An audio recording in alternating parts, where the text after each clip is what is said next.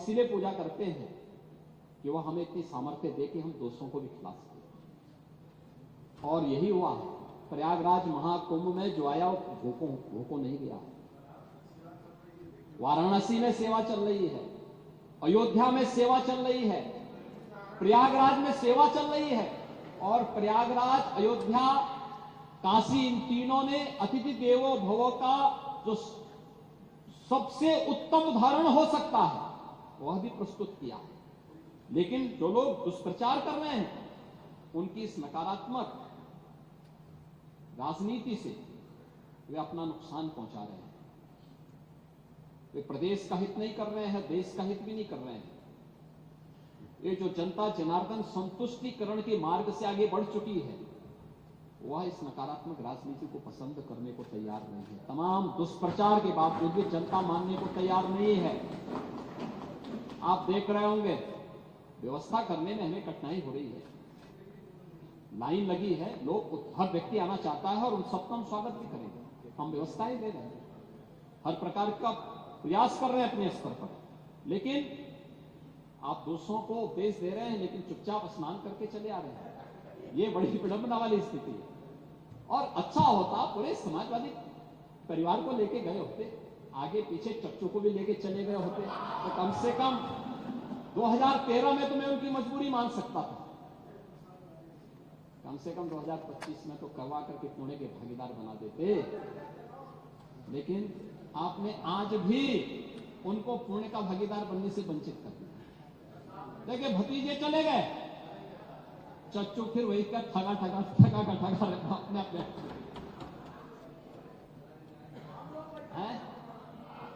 नहीं। आप चलिए ना, एक दिन चच्चू को लेके जाइए पानी जी, आप जाइए, मल्होत्रा जी को भी लेके जाइए, आगे पीछे लोग चलेंगे, आपके साथ जाएंगे, बड़ी शोभा है। हाँ, ठीक है, अच्छा, बहुत सुंदर। नहीं होना चाहिए। आप जाएंगे तो आप बहुत सारी चीजें, आप बहुत सारी अच्छी चीजें वहां देख करके भी आएंगे और आप वहां बताएंगे भी। महोदय, कुंभ की मेले की व्यवस्था के लिए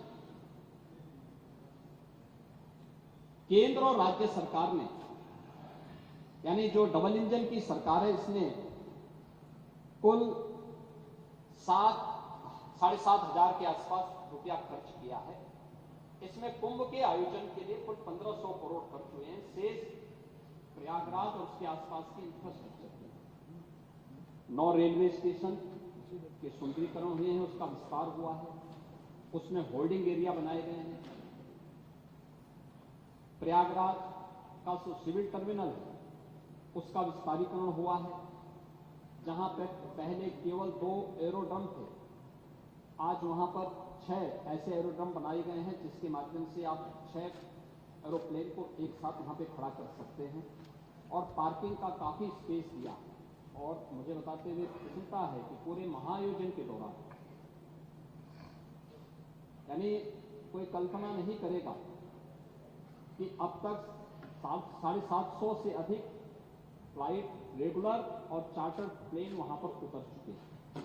यानी ये उत्तर प्रदेश की 3000 से अधिक ट्रेन भारतीय रेल ने चलाए। और सचमुच भारतीय रेल का कार्य बहुत अभिनंदनीय रहा। बेहतर कोऑर्डिनेशन के माध्यम से माननीय रेल मंत्री स्वयं कोऑर्डिनेशन के साथ स्वयं जुड़े थे। लगातार मेरी उनके साथ बातचीत हो रही थी।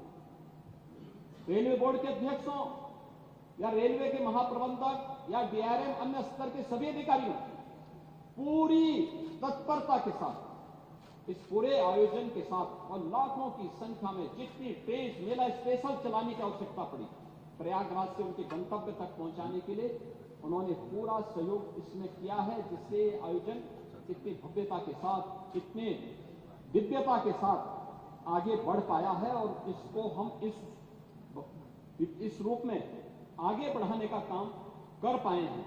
और सबके प्रयास लोकल प्रशासन के साथ मिलकर के कार्य आगे बढ़ाए गए। मैं जो व्यवस्था के बारे में कर रहा था कि टेंटेज की जो व्यवस्था वहां पर की गई, आपने देखा होगा कि वहां पर जो व्यवस्थाएं थी इससे पहले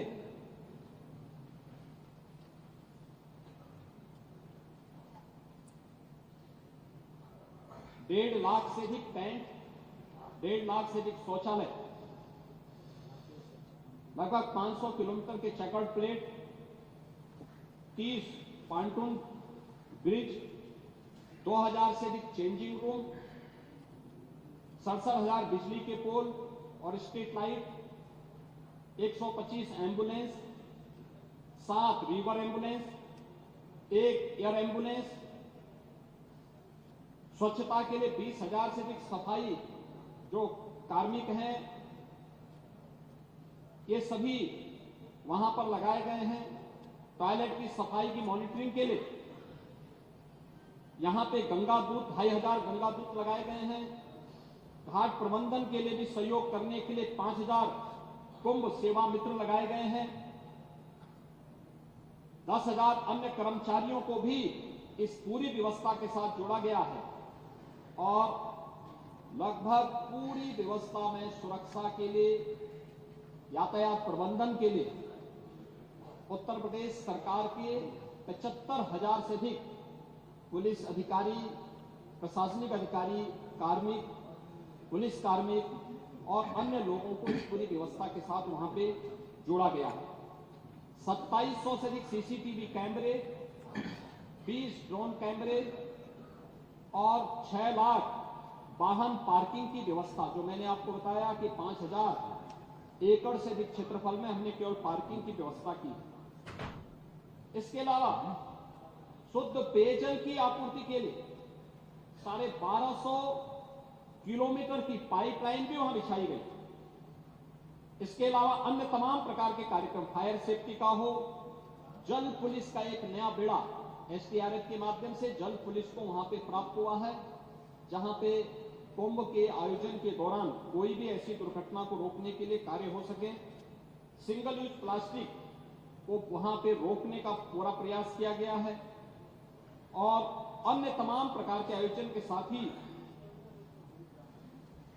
कुंभ आयोजन में पहली बार आर्टिफिशियल इंटेलिजेंस का चैटबॉट का भी प्रयोग किया गया है, जिसके माध्यम से कुंभ सहायक चैटबॉट 11 भाषाओं में संवाद की एक सुविधा भी उपलब्ध करवाई गई, जिसका आप इस सदन में विरोध कर रहे हैं।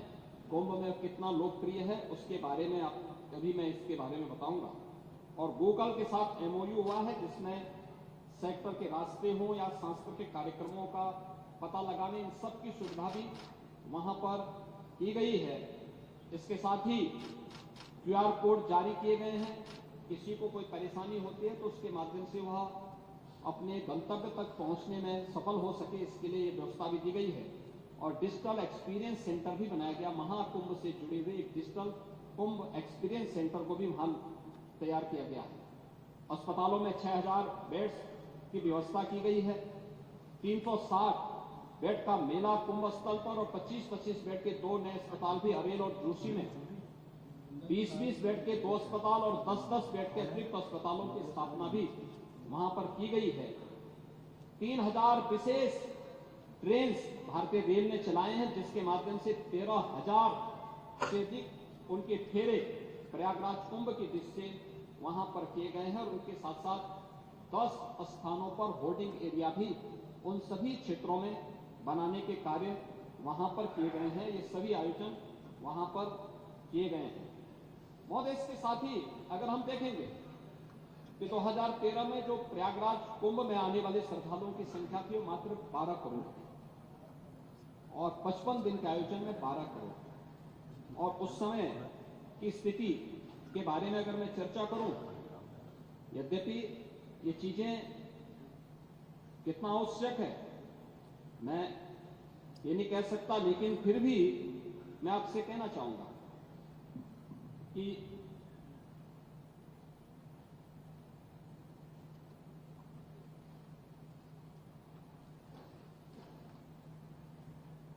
(2013) का आयोजन, उस समय की स्थिति क्या थी?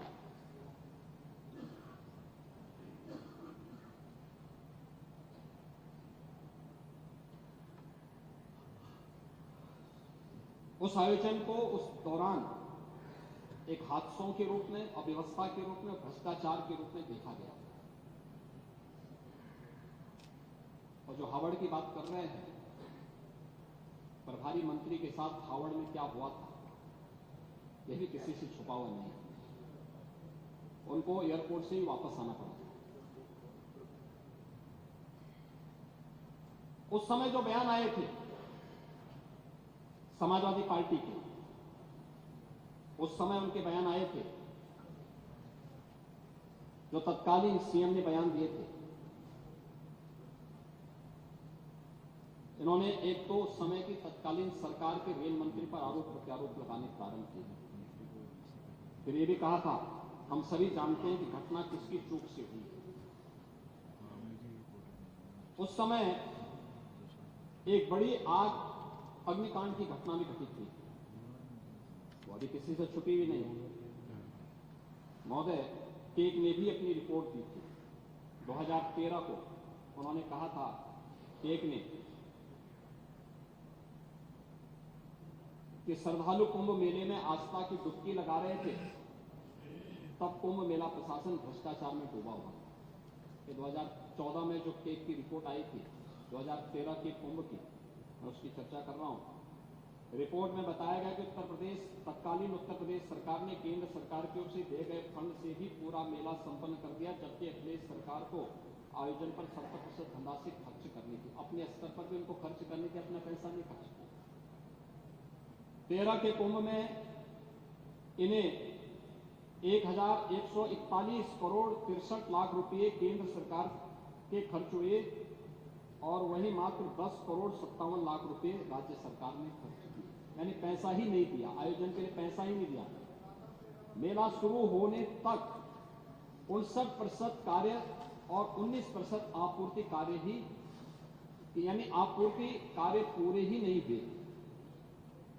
मेला प्रशासन ने 8.72 करोड़ रुपए से 2 घाटों का निर्माण कराया, जो कुंभ मेले के काम से संबंधित थे ही नहीं।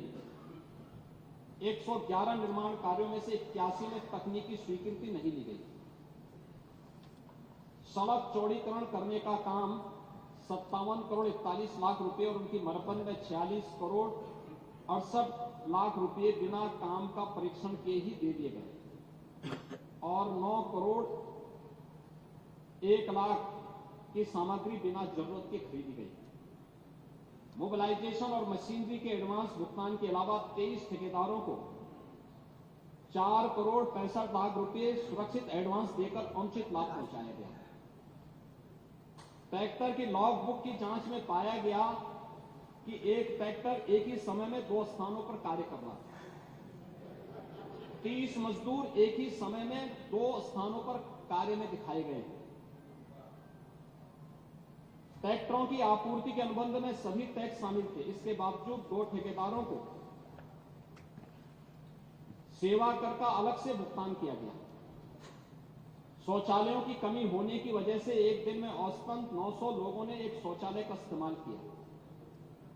कई स्थानों पर देखा गया कि पुरुष और महिला शौचालयों के बीच विभाजन दीवार भी नहीं थी। 50% कल्पवासियों को बीपीएल कार्ड उपलब्ध कराए गए। उनको भी राशन कार्ड तब मिले जब मेला की 4 पावन तिथियां बीत चुकी थी। उन्हें कम दरों पर खाद्य सामग्री उपलब्ध नहीं हो सकी। पेयजल के लिए लगाए गए नलों में हर हफ्ते पानी के नमूने ले जाने थे। 201 में से महज 6 नलकूपों में सिर्फ 6 नलों में ही नमूने ले गए। स्नान घाटों पर कपड़े बदलने के लिए कोई चेंजिंग रूम नहीं था। चेंजिंग रूम नहीं बनाए गए थे। कई पेंटून पुलों पर रेत, जल पुलिस और एम्बुलेंस की व्यवस्था भी नहीं थी। केक ने मेले में सड़क चौड़ी करने और सड़क की मरम्मत से लेकर घाटों के निर्माण का भीड़ के नियंत्रण करने के लिए बैरिकेडिंग करने के काम में भी भ्रष्टाचार पाया। यह है 2013 की व्यवस्था। और जो लोग स्वयं दुर्व्यवस्था के लिए जाने जा रहे थे, उन लोगों ने कैसे इस पूरे आयोजन को बदनाम करने के लिए किया है, और मैं उसके बारे में भी आगे भी बताऊंगा। महोदय, ये हिमालयन इंस्टीट्यूट है प्रयागराज। उन्होंने कुंभ मेले की व्यवस्था के बारे में 3 महत्वपूर्ण बातों की ओर इस बार ध्यान आकर्षित किया है। जो बातें उन्होंने कही हैं कि आज प्रत्येक भारतीय के मानस पटल पर एक अनोखी जागृति आई है, और यह जागृति परमोत्तात और आध्यात्मिक सत्य के बोध से कुंभ में आ रहे हैं, किंतु हम लोग ऐसी विशालता और भव्यता हमें नहीं दिखाई दी। अनंत विविधताओं को अपने में समेटे हुए यह कुंभ मेला अपने आप में अद्वितीय है। इस मेले में सभी राष्ट्रों, धर्मों और विचारधाराओं वाले लोग भाग ले रहे हैं और लाभान्वित हो रहे हैं। यह मेला प्रगति के पथ पर अग्रसर महान भारत देश की आध्यात्मिक संपत्ति और उसकी सर्वांगीण संस्कृति सभ्यता की आराधना स्वरूप है। दूसरा उन्होंने कहा, समूचे विश्व के आध्यात्मिक जिज्ञासु तथा सामान्य मानव समाज कुंभ मेले के प्रति जागरूक हो गया है। यह कुंभ मेला भारत के अगाध आध्यात्मिक परंपराओं के मूल स्रोत दर्शित करता है और प्रदर्शित करता है कि अनोखी विधि विश्व की अनेक विचारधाराओं को नेतृत्व कर रही है। तीसरा उन्होंने कहा कि कुंभ मेले का ऐसा रूप देने में कितना प्रयत्न करना पड़ा होगा, कितने संसाधन जुटाने पड़े होंगे, कितनी बुद्धिबल, धन, जनशक्ति, विशेष रूप से उच्च स्तरीय नेतृत्व शक्ति का संचय और सदुपयोग किया गया होगा। इसका अनुमान कुंभ मेले में प्रवेश करके ही हो जाता है। कुंभ मेले की सफलता की इस चोटी पर पहुंचाने के लिए सरकार के शीर्षस्थ पद पर विराजमान समस्त अधिकारियों और प्रशंसा के धन्यवाद के पात्र हैं। इस महान पर्व को विश्व के मानचित्र पर सदा सदा के लिए सर्वोच्च पद पर आसीन करने के लिए आप सबका हम सत नमन और आभार व्यक्त करते हैं। हिमालयन इंस्टीट्यूट ये पत्र जारी करता है अपने यहाँ से।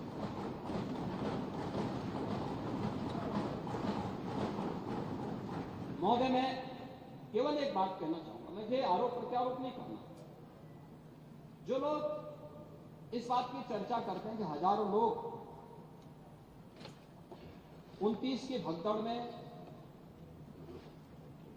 का शिकार हुए, उनको 1954 के कुंभ को भी देखना चाहिए।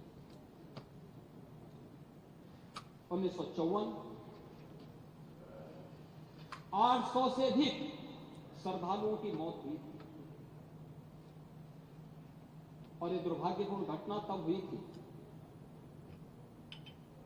जब तत्कालीन प्रधानमंत्री और तत्कालीन महामहिम राष्ट्रपति एक दिन पहले इस महाकुंभ में भागीदार बन गए। 1976, 1974 और 1986 के कुंभ के आयोजन में सैकड़ों लोगों की मौत हुई। तो आज हमें आईना दिखाने का काम कर रहे हैं। वे लोग आज इस महाआयोजन पर प्रश्न खड़ा कर रहे हैं। महोदय,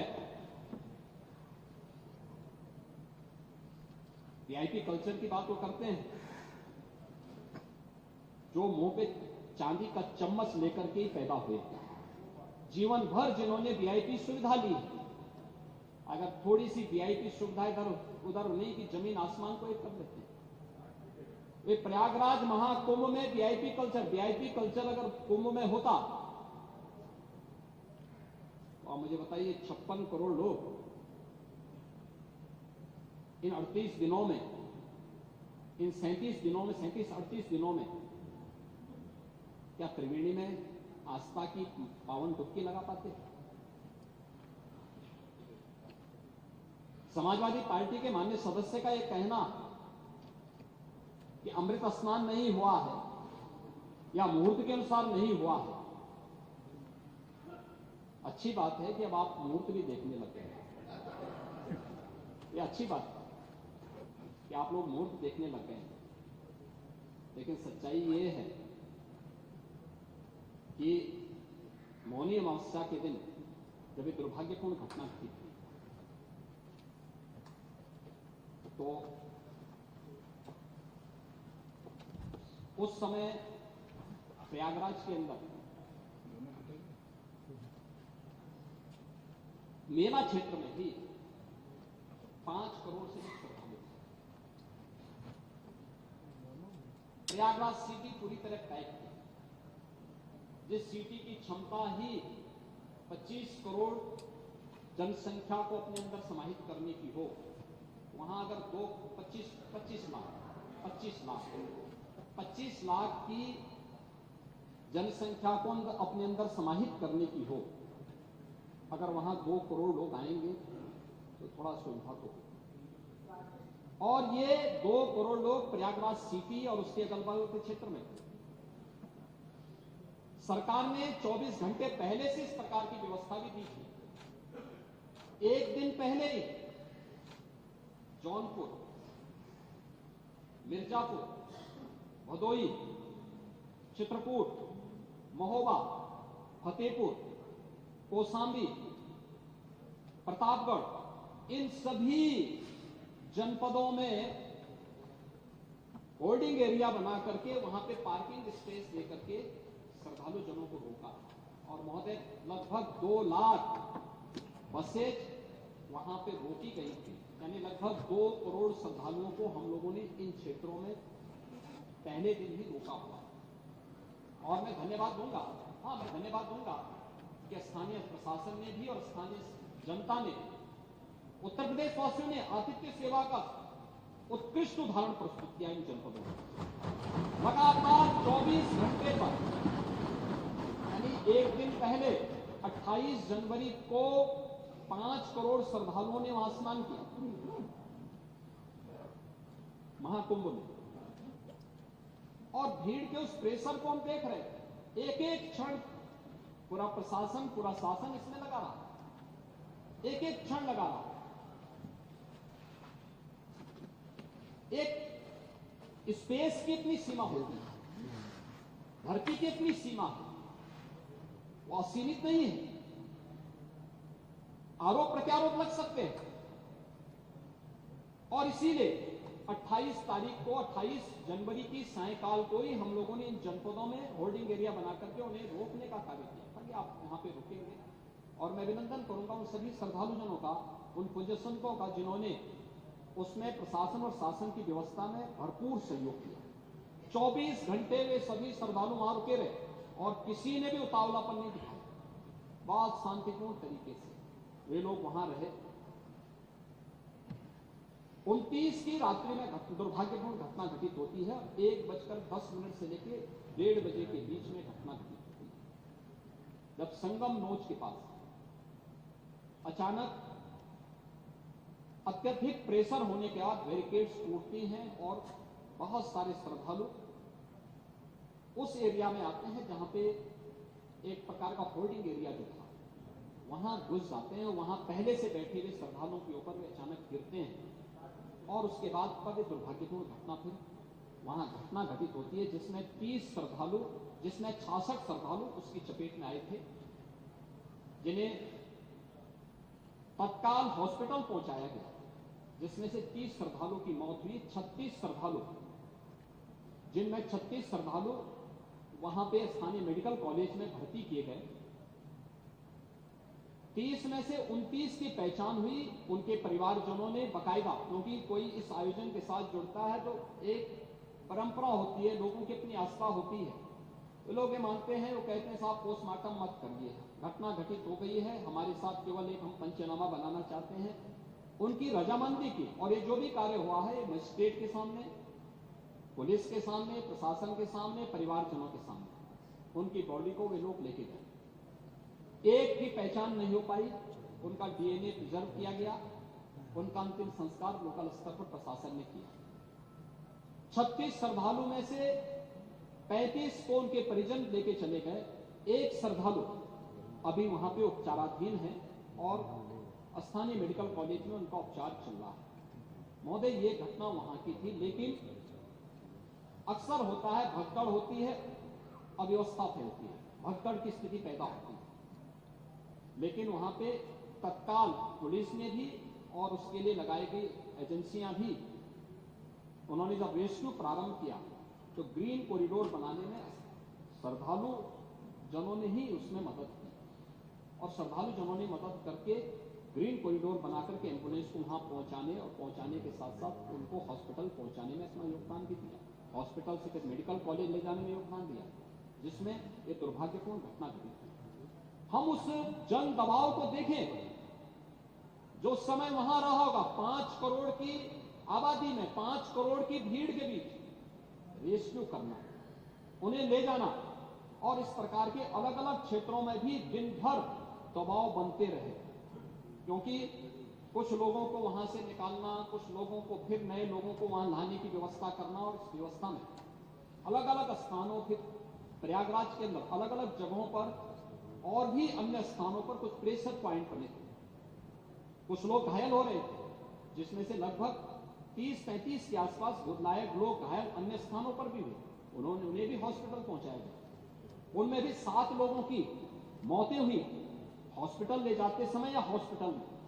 लेकिन ये घटना इस रूप में नहीं प्रदर्शित होनी चाहिए कि अलीगढ़ की घटना को भी हम प्रयागराज महाकुंभ के साथ जोड़ें, झारखंड की घटना को भी इसके साथ जोड़ें, नेपाल की घटना को भी इसके साथ जोड़ें, या अभी 4 दिन पहले प्रयागराज में ही एक टोला और एक बेलोरो के बीच में मुठभेड़ होती है और उसमें 10 श्रद्धालुओं की दुर्भाग्यपूर्ण मौत होती है। प्रयागराज कुंभ में आ रहे थे, उस दौरान एक आमने सामने की भिड़ंत में वह दुर्भाग्यपूर्ण घटना घटित होती है। सड़क दुर्घटना हमारे लिए एक चिंता का विषय है, और मैं लगातार इस सदन को, मैंने पिछली बार भी कहा था कि यह हमारे लिए चिंता का विषय है कि हर वर्ष हम लोग 20 से 25 हजार लोगों को खोते हैं सड़क दुर्घटना में। केवल उत्तर प्रदेश के अंदर खो रहे हैं ये 20 से 25 हजार की जो लोग हैं, इसमें से लगभग 55 से 60% जो आबादी है, जो मृतक हैं, ये सभी 18 से 40 के बीच की उम्र के लोग, नौजवान हैं। ये समाज की क्षति है, लेकिन उसके लिए जागरूकता के कार्यक्रम। हम लोग हेलमेट लगाने के लिए कहते हैं, लोग हेलमेट नहीं लगाते। हम लोग कहते हैं भाई आप फ्रंट सीट में बैठ रहे हैं, सीट बेल्ट लगाइए, नहीं लगाते। बहुत सारे वीआईपी भी नहीं लगाते। बहुत सारे जनप्रतिनिधि भी इसमें लड़ने लगते हैं। अगर कहीं पे इंफोर्समेंट की कार्रवाई होती है तो उस समय वो लड़ने लगते हैं, कहते हैं साहब हमें कैसे आपने वो कर दिया, हमें कैसे छेड़ दिया। अब ये व्यवस्थाएं तो बनाई गई, लेकिन इनको भी महाकुंभ के आयोजन के साथ जोड़ना, मुझे लगता है ये महाकुंभ के साथ न्याय नहीं होगा। और इसलिए मैं बड़ी विनम्रता के साथ कहूंगा कि जो ये बातें हो रही हैं कि राजनीति में जहां पर 56 करोड़ से अधिक श्रद्धालु इस पूरे आयोजन के साथ, अभी 1 सप्ताह का समय बाकी है, और इस पूरे आयोजन के से सहभागी बन करके अपनी आस्था को व्यक्त करके भारत के सनातन धर्म की इस आस्था के प्रति नतमस्तक हो रहा है, भारत को, भारतीयता को पहचान देने के लिए उतावला दिख रहा है। हर व्यक्ति देश के अंदर और दुनिया के अंदर जहां कहीं भी सनातन धर्मावलंबी है, या भारत के अंदर किसी भी क्षेत्र का नेतृत्व वर्ग है, हर व्यक्ति की दृष्टि एक बनी हुई है, और वह है कि महाकुंभ के आयोजन में भागीदार बनने का, महाकुंभ के आयोजन में एक बार भागीदार बनने का अवसर है। कौन नहीं आना, कौन, हर तबके का व्यक्ति आ रहा है। क्या हम उनको मना करें? इसलिए मना कर दें? ये सरकार की जिम्मेदारी है कि श्रद्धालुओं को कोई दिक्कत ना हो, लेकिन इसको दुष्प्रचार के रूप में लेना। 3 बजे जब ये घटना घटित हुई, रेस्क्यू के कार्य और आगे कोई दुर्घटना न हो, तो इसके लिए 3 बजे ब्रह्म मुहूर्त, 3 बजे 29 को मैंने स्वयं अखाड़ों से इसके बारे में अनुरोध किया कि आपको कुछ देर के लिए अमृत स्नान स्थगित करना होगा, और इसके लिए हमने अधिकारी भेजे। अधिकारीगण पहले से भी मौजूद थे। मेरी बातचीत हुई बहुत सारे लोगों से, बहुत सारे लोगों ने कहा कि नहीं, हम लोग सहमत हैं, घटना दुर्भाग्यपूर्ण है, लेकिन इसको जब भी आप तय करेंगे, पूरे दिन भर मुहूर्त है, मुहूर्त की कोई एक 29 तारीख को दिन भर का मुहूर्त था, कोई एक निश्चित तिथि समय नहीं था, और इसलिए जब भी आप कहेंगे हम उसके लिए उस समय अमृत स्नान करेंगे। पहले श्रद्धालुओं को ये अवसर मिलना चाहिए। और समाजवादी पार्टी के राष्ट्रीय अध्यक्ष का ये कहना, या माननीय सदस्य संग्राम सिंह यादव का ये कहना कि लोगों ने स्नान नहीं किया या मुहूर्त में स्नान नहीं किया, ये सरासर असत्य है। ये मुझे लगता है तथ्यों को झुटलाने जैसी वक्तव्य है। अमृत स्नान हुआ, 6 मुख्य स्नान हुए, 6 स्नान हुए थे, उसमें 3 अमृत स्नान। 6 स्नान में पौष पूर्णिमा का 13 जनवरी को हुआ था। पहला अमृत स्नान ये मकर संक्रांति का था। इसके उपरांत मकर संक्रांति के बाद जो दूसरा अमृत स्नान था वो मौनी अमावस्या का था, वो 29 जनवरी को था। और इसमें भी सभी 13 अखाड़ों ने, जिसमें 7 शैव अखाड़े हैं, 3 वैष्णव अखाड़े हैं और 3 उदासीन अखाड़े हैं, इन सभी ने इस स्नान में भाग लिया था और सबने उस आयोजन का हिस्सा बना था। सबने अपनी आंखों से देखा है कि सभी लोग स्नान कर रहे हैं, लेकिन दुर्भाग्य है कि उस सच्चाई को भी समाजवादी पार्टी ने झुटलाने का काम किया है। कह रहे हैं कि साहब जो है अमृत स्नान नहीं हुआ, संतों पे लाठीचार्ज आप करते हैं, संतों का अपमान आप लोग करते हैं, संतों के बारे में किस किस प्रकार की दुर्भाग्यपूर्ण टिप्पणी आपका सोशल मीडिया प्लेटफॉर्म करता है, और आप लोग संतों के बारे में इस प्रकार की टिप्पणी करने के बाद आज कहते हैं उनकी वकालत कर रहे हैं। अरे संतों ने ही इस आयोजन को आगे बढ़ाया था और संतों ने इस आयोजन में भागीदार बनकर के दूसरे अमृत स्नान में भी भागीदार बने थे, जो कुंभ का तीसरा स्नान था। और चौथा स्नान, जो तीसरा अमृत स्नान था बसंत पंचमी का, वह भी पूरी भव्यता के साथ हुआ। सभी अखाड़े उसमें सहभागी बने थे, सबने देखा था, सभी मीडिया चैनल ने उनको लाइव दिखाया था। पांचवां स्नान माघी पूर्णिमा का था, जो 12 जनवरी को संपन्न हुआ है पूरी भव्यता के साथ। यह अमृत स्नान नहीं था, श्रद्धालु जनों का स्नान था। ज्यादातर शैव अखाड़े उस समय काशी के लिए प्रस्थान कर चुके थे, कुछ प्रयागराज में थे, तो शिवरात्रि के लिए काशी में रहेंगे। वैष्णव अखाड़े कुछ हैं, कुछ लोग अयोध्या और वृंदावन जा चुके हैं, चित्रकूट जा चुके हैं, लेकिन ये आयोजन पूरी भव्यता के साथ वहां हुए। और पांचवा छठा स्नान अभी होने जा रहा है महाशिवरात्रि के दिन 26 फरवरी को।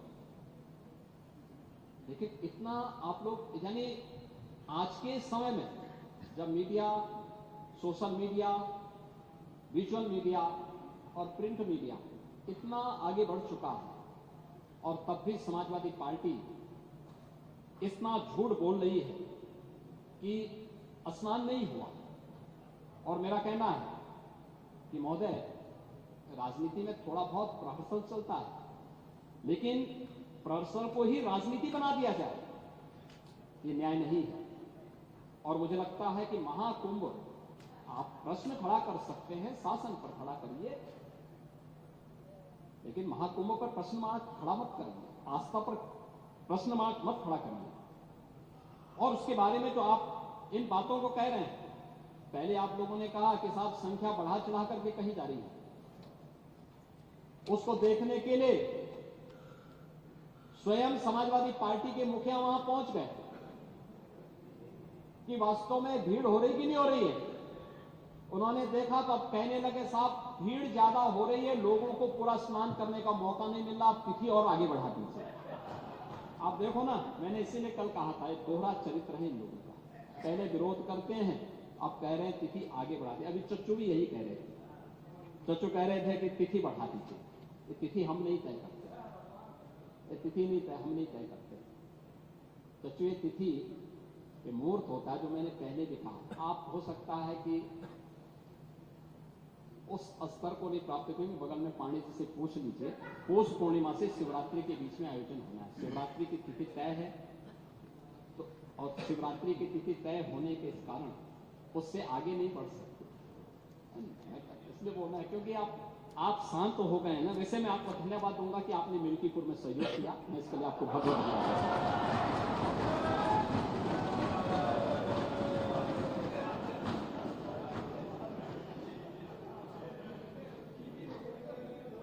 चच्चू बोलूंगा,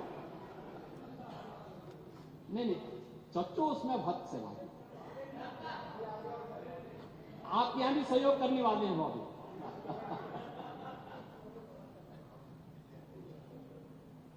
महोदय,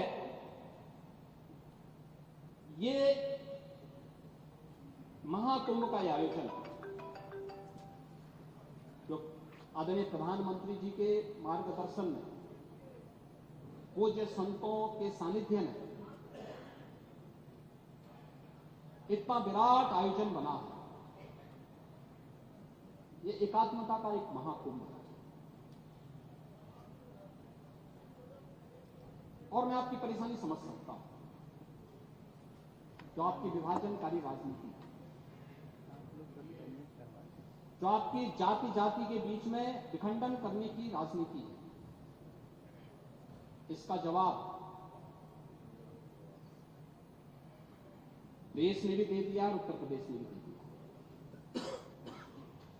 देश ने हरियाणा, महाराष्ट्र और दिल्ली की विजय के रूप में यह जवाब दिया।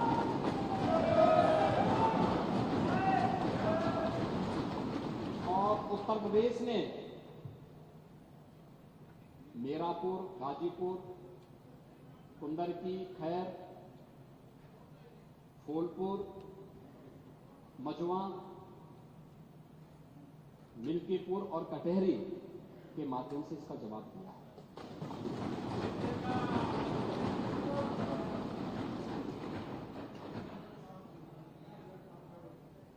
पांडे जी, आपको प्रचार करने से किसने रोका?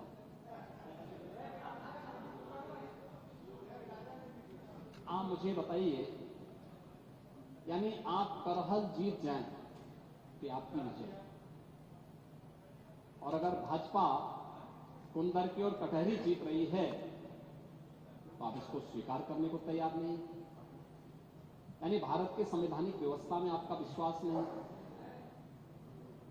आप जनता का उपहास उड़ा रहे हैं। जो जनता जनार्दन वोट देने जा रही है उसका उपहास उड़ा रहे हैं, उसका अपमान कर रहे हैं। ये कहां की शोभा है? यानी ये, अरे अब देखिए, विषय आया था इसलिए मैं कह रहा हूं, क्योंकि चच्चू ने बात कह दी कि आगे तिथि बढ़ा दिया जाए, तो मैंने कहा बढ़ाने का वो हमारे ऊपर नहीं है। ये शास्त्रों की परंपरा है, शास्त्रीय गणना, शास्त्रीय पद्धति, ज्योतिषी गणना के अनुसार ही होगी। और ये पौष पूर्णिमा से शिवरात्रि, महाशिवरात्रि के बीच में होना है, तो उन्हीं तिथियों में होना है। वैसे चच्चू कहीं भी जाके स्नान कर सकते हैं, कोई समस्या नहीं, उनके लिए सुविधा रहेगी, और प्रयागराज में पूरी सुविधा हम लोग देंगे महोदय। लेकिन एकात्मता का संदेश देने वाला महाकुंभ, पूरे आयोजन को हम लोगों ने उस रूप में जोड़ा है। और जो यहां पर चर्चा हो रही है, एक जो भाव देखने को मिला है, एकात्मता का भाव, उस एकात्मता के भाव ने तो हम सबको और दुनिया को जरूर इस एकता के उस सूत्र में जोड़ने का कार्य तो किया। डिजिटल कुंभ पे भी प्रश्न खड़ा हो रहा है, और महोदय मैं इसके बारे में भी आपसे चर्चा करूं। इसके बारे में मैं सदन का ध्यान आकर्षित करना चाहूंगा कि दुष्प्रचार की अपनी एक सीमा होती है। दुष्प्रचार की अपनी एक सीमा होती है, और कितना दुष्प्रचार हमारे विपक्ष के मित्रगण करेंगे। मैं देख के भौचक हूं कि कैसे ये लोग पूरी व्यवस्था को झुठलाने का काम कर रहे थे और किस प्रकार की व्यवस्था पैदा करने का काम कर रहे थे।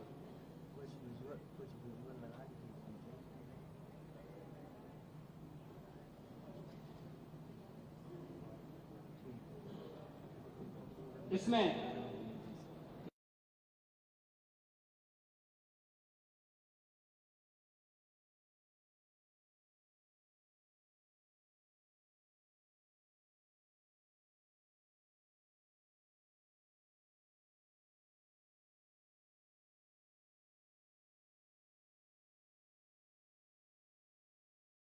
कि 22,000 से अधिक श्रद्धालु जो इस पूरे आयोजन के दौरान अलग अलग समय में मिसिंग हुए थे, यानी गायब हुए थे, अपने परिवारजनों से पिछड़े थे। जिसमें से एक समाजवादी पार्टी ने भी लिखा कि महाकुंभ में मची भगदड़, सरकारी अव्यवस्था, कुप्रबंधन, भ्रष्टाचार के कारण हजारों लोग लापता हैं। कौन मरा कौन जिंदा कुछ पता नहीं चल रहा है। सिर्फ गोरखपुर क्षेत्र के 2 मंडलों में ही 35 लोग लापता हैं। महोदय, इसका जवाब हिंदुस्तान ने अगले दिन दिया कि महाकुंभ में लापता सभी श्रद्धालु घर पहुंचे। ये आपकी सच्चाई, कितना झूठ बोलेंगे, उसकी एक सीमा होती है। ऐसे ही द हिंदू ने दिया है Mahakumbh stampede 4 missing Telangana women found से। ये हिंदू लिखता है कुंभ के बारे में। अपनों से बिछड़े 44 श्रद्धालु घर पहुंचे, ये गोरखपुर का है। और डिजिटल खोया पाया सेंटर लोगों को खोजने में कर रहा है मदद। 20,000 से ज्यादा बिछड़ों को अपनों से मिलाया। अमावस्या पर, मौनी अमावस्या में सबसे ज्यादा परिवार से हो गए थे दूर, और ये सभी लोग मौनी अमावस्या के दिन 8,725 लोगों को, उनके परिजनों को सुपुर्द किया गया। मकर संक्रांति में पौष पूर्णिमा 13 जनवरी को, मकर संक्रांति 14 को और 15 जनवरी को 598 श्रद्धालुओं को उनके परिजनों से मिलाया गया। और बसंत पंचमी के दिन 2, 3 और 4 फरवरी को 813 श्रद्धालुओं को डिजिटल खोया पाया केंद्र की मदद से उनके परिवारजनों को मिलाने का काम किया। यानी दुष्प्रचार की भी एक सीमा होती है, और उस सीमा को भी आज आप लोगों ने पार करके इस पूरे आयोजन को बदनाम करने की कोई कोर कसर नहीं छोड़ी है।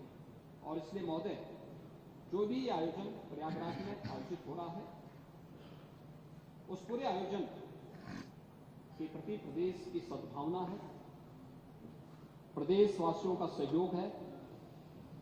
स्थानीय स्तर पर थोड़ा बहुत लोगों को कठिनाई जरूर हो रही होगी, लेकिन वे आनंदित भी हो रहे हैं। अतिथि भी आ रहे हैं और देश और दुनिया को देखने का एक अवसर भी उन्हें प्राप्त हो रहा है।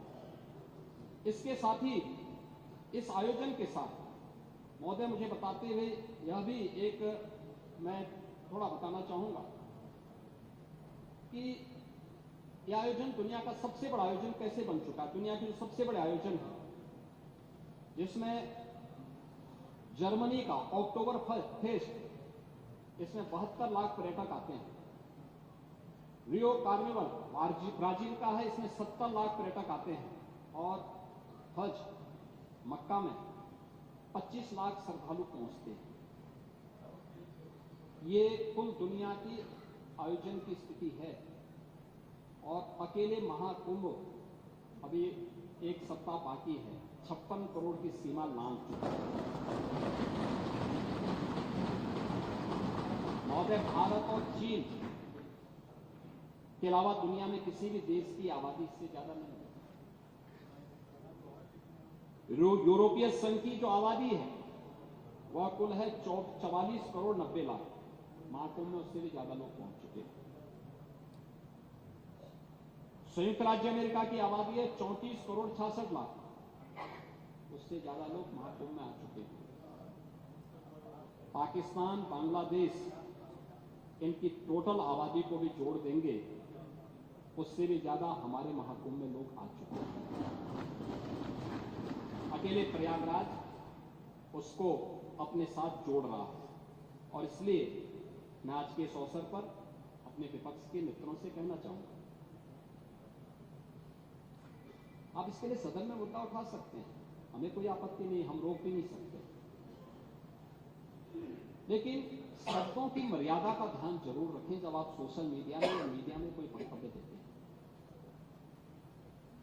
दूसरा, जब आप कोई टिप्पणी करते हैं कि हजारों की संख्या में मौत हो गई, अलग अलग लोगों ने, समाजवादी पार्टी के नेता भी थे, कांग्रेस के नेता भी थे, जिन्होंने इस प्रकार के गैर जिम्मेदाराना बयान दिए। हमें उन तथ्यों को देखना चाहिए जो मैं कह रहा हूं कि डिजिटल कुंभ, जिनको आप मृतक बता रहे हैं, जिसमें एक प्रयागराज के महोदय, एक प्रयागराज के ही सज्जन है, हम उनको भी दे रहा हूं, भगदड़ में जिसे मृत माना वो 13वें के दिन घर पहुंचा, तो प्रयागराज के हैं, है ना। अब उसके बाद भी ये सज्जन आपके जीरो रोड के खूंटी गुरु के घर लौट आए। यानी ये मौनी अमावस्या के स्नान पर भगदड़ के बाद से लापता थे। हादसे में लापता खूंटी गुरु को मृत मानकर उनकी 13वीं की तैयारी हो चली थी। शाम को भोज के लिए मोहल्ले में तैयारी चल रही थी कि तभी तक वो ई रिक्शा से उतरे।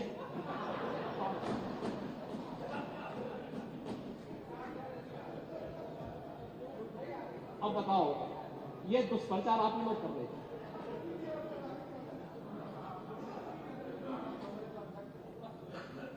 आप देखिए कि खूंटी गुरु कई दिनों से घर नहीं लौटे थे। और 13वीं में 13 ब्राह्मणों को भोज कराने की तैयारी हो रही थी।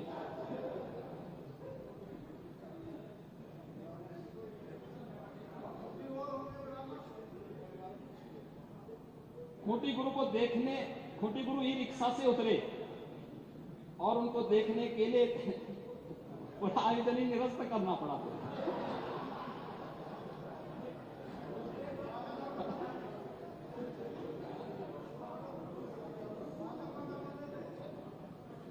तो मैं आप सबसे कहना चाहूंगा, 20,000 लोग हैं, तो नहीं भाई, अब वहां आप जैसे महापुरुष कुछ रहे होंगे, वहां कैमरा लेकर खड़े रहे होंगे देखने के लिए कि अब इसके बाद लोगों के कमेंट लेंगे, लोगों से बुलवाएंगे कि देखिए साहब सरकार कोई व्यवस्था नहीं कर पाई हो गया। और तब तक वे स्वयं ही प्रत्यक्ष रूप से मूर्त रूप में प्रकट हो गए। उन्होंने कहा भाई इन नमूनों में विश्वास मत करो, ये झूठ के सौदागर हैं। मैं तो अभी जीवित हूं, मैं तो ऐसे भंडारे का आनंद ले रहा था। और मैं इसीलिए कह रहा हूं पांडे जी, मैं इसीलिए कह रहा हूं महाकुंभ में कोई भूखो नहीं रह सकता। और हिंदुस्तान का पेट इतना बड़ा है, हमारी तो परंपरा है। अब गुरुद्वारा में जाइए, किसी मठ में मंदिर में जाइए, लंगर फ्री में चलते हैं। कोई भी आएगा उसकी जाति नहीं पूछी जाती, पंथ नहीं पूछा जाता, क्षेत्र नहीं पूछा जाता, भाषा नहीं पूछा जाता। वो केवल इशारों से कर देगा। लोग सम्मानजनक से स्थिति मानकर सम्मान करते हैं। ये भारत है, मान पूर्णा की पूजा करते हैं। आप क्यों भारत को बदनाम करते हैं? मुझे अफसोस होता है आप भाजपा से लड़ते लड़ते भारत से लड़ने लगते। मैं एक वक्तव्य आपका दिखा रहा हूं, आपके समाजवादी पार्टी के अध्यक्ष का वक्तव्य है, और वो वक्तव्य है बहुत दुर्भाग्यपूर्ण वक्तव्य है। ये वक्तव्य है अखिलेश यादव का। महोदय, उन्होंने कहा है कि हमारा देश कभी विकसित भारत नहीं बन सकता। तो देखो ना, ये क्या है? यानी एक राजनीतिक दल अपने देश के प्रति इतनी दुर्भावना रखता है, और इसलिए देश अब इस बात को कहने लग गया है कि अगर श्री राहुल गांधी की उपस्थिति भाजपा की जीत की गारंटी है, तो उत्तर प्रदेश में से अखिलेश यादव की उपस्थिति भाजपा की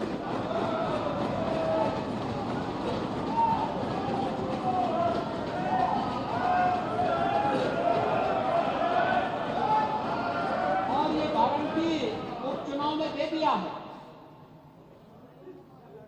एक उपचुनाव दे चुका हो, ठीक ही बात है, फिर पप्पू और टप्पू में बहुत अंतर नाम का असर होता है। चच्चू ने वैसे थोड़ा नाम रखा,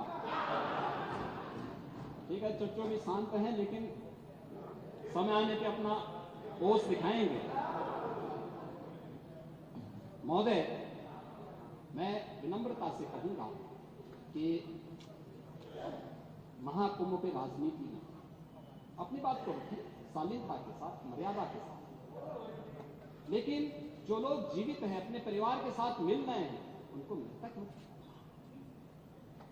और पांडे जी, आप तो इतने बुजुर्ग हैं, इतने वरिष्ठ हैं। हमारे यहाँ तीर्थ यात्राएं होती थी, लोग जाते थे, बड़े श्रद्धा के साथ जाते थे। हमारी आस्था है, कैसे आप इसको रोक सकते हैं? लेकिन उनको बदनाम मत करिए, उनकी श्रद्धा के साथ खिलवाड़ मत करिए। मैं तो तेलंगाना का भी उदाहरण आपको दे दिया, उत्तर प्रदेश का मैंने दिया, गोरखपुर का मैंने दिया, प्रयागराज का मैंने दिया। और जो लोग प्रयागराज में भगदड़ के शिकार हुए हैं या फिर विभिन्न रोड एक्सीडेंट के शिकार हुए हैं, सरकार की पूरी संवेदना है, सरकार उनके साथ खड़ी होगी। और इन सभी घटनाओं की जांच करने के लिए इसीलिए सरकार ने एक जुडिशियल कमीशन का गठन किया। जुडिशियल कमीशन अपना काम कर रहा है, तथ्य भी मांगेगा, जानकारी भी मांगेगा, और एक स्तर की जानकारी लेगा। और मैं सदन को इस बात के लिए आश्वस्त करना चाहूंगा, इस बात के लिए आश्वस्त करूंगा कि प्रयागराज भगदड़ का कोई गुनाहगार होगा तो बख्शा भी नहीं जाएगा। कोई भी होगा, कहीं भी छुपा होगा, किसी भी स्तर पर होगा, और कितना भी बड़ा क्यों ना हो, वह किसी भी स्थिति में बचेगा नहीं। ये मैं आप लोगों को आश्वस्त करता हूं, पूरे सदन को आश्वस्त करता हूं। लेकिन मैं आपसे एक बात में विनम्र अपील भी करूंगा, आयोजन किसी पार्टी का, किसी सरकार का नहीं है। सरकार ने अपनी जिम्मेदारियों का निर्वहन किया है, प्रशासन अपनी जिम्मेदारियों का निर्वहन कर रहा है। यह आयोजन समाज का है, भारत का है, सनातन धर्म का है, और सनातन धर्म को और भारत को कृपया अपने राजनीतिक स्वार्थ के लिए बदनाम मत करिए। यही मेरी आप सबसे अपील थी। धन्यवाद।